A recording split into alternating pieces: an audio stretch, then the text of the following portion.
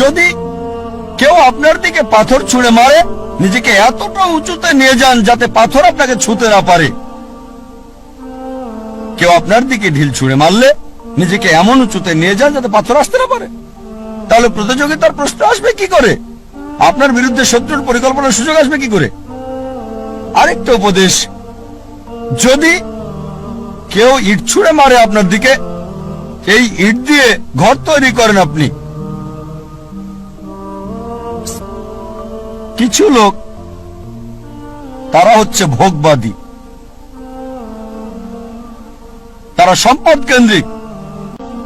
একসময় একজন ফেরেশতা এসে এক লোককে বলল, আমি তোমার উপর খুশি, তুমি যা চাইবে আমি তোমাকে তাই দেব, তবে একটা শর্ত, যা তুমি চাইবে আমি তোমাকে সব দেব, তবে তোমার প্রতিবেশীকে দেব তার দ্বিগুণ।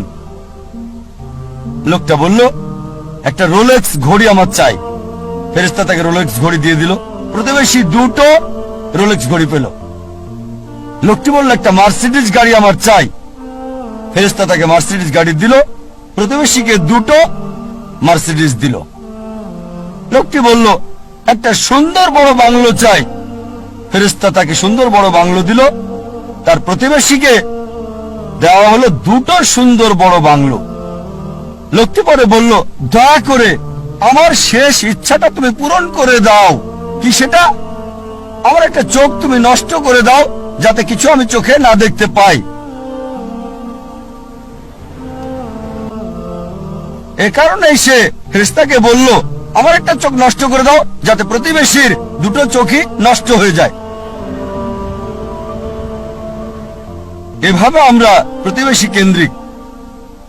নিজে সুখী কিনা ভাবছে না, দেখতে পারবে কিনা সেটা ব্যাপার না। যেহেতু প্রতিবেশী সম্পূর্ণ অন্ধ হবে, তাই একটা চোখ হারাতে কোনো আপত্তি নাই। প্রতিবেশী কেন্দ্রিক।